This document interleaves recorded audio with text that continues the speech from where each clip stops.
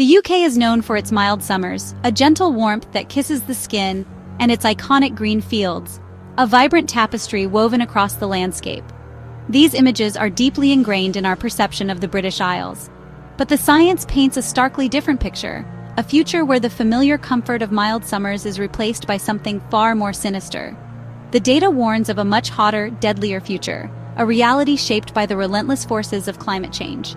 Scientists meticulously analyze charts and models, revealing a trajectory that demands our immediate attention. By 2070, the climate projections for the UK paint a concerning picture. Heat waves, no longer a rare occurrence, could become a recurring nightmare, claiming up to 34,000 lives every year. Our emergency services will be stretched to their limits, and hospitals will struggle to cope with the influx of patients suffering from heat-related illnesses. That's more than a stadium full of people, every single year. Imagine the collective loss, the empty seats representing lives cut short by a preventable crisis. The impact on our communities would be devastating, leaving scars that would take generations to heal. This isn't a distant problem relegated to future generations. It's arriving fast, knocking on our door right now. The effects of climate change are accelerating, and the window of opportunity to avert the worst consequences is rapidly closing. We must act decisively and with urgency. This isn't a distant problem. It's arriving fast, demanding our immediate attention and action. A heat wave isn't just a few sunny days, a chance to bask in the warmth and enjoy the outdoors. It's at least 3 days of relentless, suffocating heat, a sweltering blanket that smothers our cities and countryside, turning them into heat traps. The air shimmers with oppressive heat, making it difficult to breathe and move, with no relief even at night. The temperature remains stubbornly high, preventing our bodies from recovering and leaving us exhausted and vulnerable. Sleep becomes a luxury, and the constant heat takes a toll on our physical and mental well-being. Our homes and hospitals, built for cool weather, could become ovens, trapping heat and exacerbating the already dangerous conditions. The very places we rely on for safety and comfort could become sources of peril. The most vulnerable, elderly, sick, isolated will be hit hardest, facing the greatest risk of heat stroke, dehydration, and other life-threatening conditions. We have a moral obligation to protect those who are most at risk. Scientists have run the numbers, meticulously analyzing data and creating complex models to understand the full extent of the threat. And the message is clear. Extreme heat is becoming a public health emergency, demanding a coordinated and comprehensive response from all levels of government and society. We must treat this threat with the seriousness it deserves. This isn't about discomfort or inconvenience. It's about life and death, about protecting our communities and ensuring the safety and well-being of our citizens. The future isn't set in stone. We still have the power to shape our destiny and mitigate the worst effects of climate change. The choices we make now, the policies we implement, and the actions we take will decide how many lives we save and what kind of future we leave for generations to come. We need to understand what's coming, to arm ourselves with knowledge and awareness, learn from the past, from our successes and failures, and act decisively to reduce our carbon emissions and build a more resilient future. The warning is severe, a call to action that cannot be ignored. But it's not too late to change course, to embrace sustainable practices and create a cleaner, healthier world. The threat is real, undeniable, but so is our power to respond, to innovate, and to work together to overcome this challenge. The future is in our hands, and it's up to us to create a world where everyone can thrive, even in the face of a changing climate. The summer of 2022. It stands as a stark reminder, a line drawn in the sand. It was more than just a hot spell. It was a turning point, a moment when the unthinkable became reality. We witnessed firsthand the devastating potential of a changing climate. For the first time in recorded history, UK temperatures didn't just climb, they soared past the 40 degrees Celsius mark. This wasn't a gradual increase, it was a dramatic leap into uncharted territory. It shattered previous records and challenged our understanding of what was possible in the British climate. Coningsby, Lincolnshire became the epicenter of this heat anomaly, hitting a staggering 40.3 degrees Celsius. This single data point redefined our perception of extreme weather in the UK, etching itself into the national consciousness. Hotter than many deserts. This comparison isn't just a figure of speech, it's a chilling illustration of the extremity of the heat. To experience temperatures exceeding those of arid desert landscapes was a profound shock to the system. the country ground to a halt. Infrastructure buckled under the strain and daily life was disrupted in unprecedented ways. The heat wave exposed vulnerabilities we hadn't fully appreciated. Train tracks buckled, the steel contorting and warping under the intense heat, rendering rail travel impossible in many areas. This disruption rippled across the country, impacting commuters, businesses, and supply chains. Runways melted, the tarmac softening and becoming unusable, causing widespread flight cancellations and delays. Airports, vital hubs of connectivity, were brought to their knees by the relentless heat, and wildfires raged in London. The parched landscape became a tinderbox, and flames spread rapidly, engulfing homes and threatening lives. The sight of wildfires in the capital was a stark and terrifying wake-up call. Homes became dangerously hot, transforming into ovens as temperatures soared indoors, posing a significant risk, especially to the elderly and vulnerable.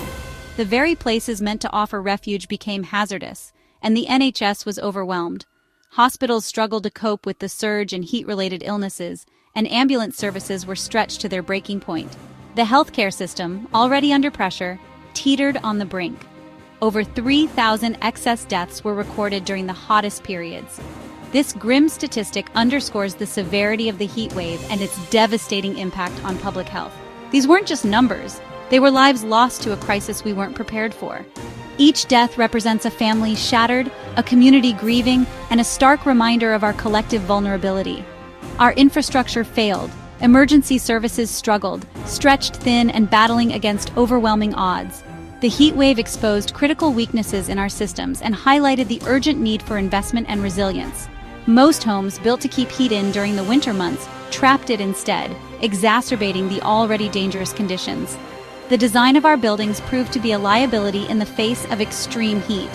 For many, the danger was worse indoors than out. The lack of adequate ventilation and cooling systems turned homes into heat traps, making it unbearable and even life-threatening for those inside. What was once considered a 1-in-1,000-year event, a statistical anomaly so rare as to be almost unimaginable, could soon become the norm. The frequency and intensity of heat waves are increasing, suggesting that the extreme weather of 2022 may not be an isolated incident, but a harbinger of things to come. Scientists warn that summers like 2022 may be typical by mid-century, a mere few decades away. This stark prediction underscores the urgency of addressing climate change and preparing for its inevitable consequences. The lesson is clear. The events of 2022 served as a powerful and undeniable warning, a clear signal that we must take action to mitigate the risks of climate change. We're vulnerable, and the threat is growing. Our infrastructure, our homes, and our healthcare systems are ill-equipped to handle the increasing frequency and intensity of extreme heat events. The memories of melting roads and overwhelmed hospitals, the images of wildfires and buckling train tracks, must drive us to act. We cannot afford to be complacent or to delay action any longer. The time for decisive intervention is now. This is our preview of the future unless we change. The events of 2022 offer a glimpse into a world where extreme heat is the norm, a world we must strive to avoid. The time to prepare is now. We must invest in infrastructure that can withstand extreme heat, adapt our homes to provide safe and comfortable living conditions, and strengthen our healthcare systems to cope with the increasing demands. We can't afford to ignore the warning signs. The future of our communities, our environment, and our very way of life depends on our willingness to act decisively and urgently to address the threat of climate change. 34,000 deaths a year isn't a guess, it's the result of rigorous scientific modeling. Experts use climate projections, population data, and health records to simulate the future. They factor in aging populations, urban heat islands, and past heatwave impacts. By connecting rising temperatures to real health outcomes, they calculate the risks. The models are updated as new data comes in, offering a range of possible futures. The takeaway: our choices today shape tomorrow's reality. The science is a warning and a guide for action.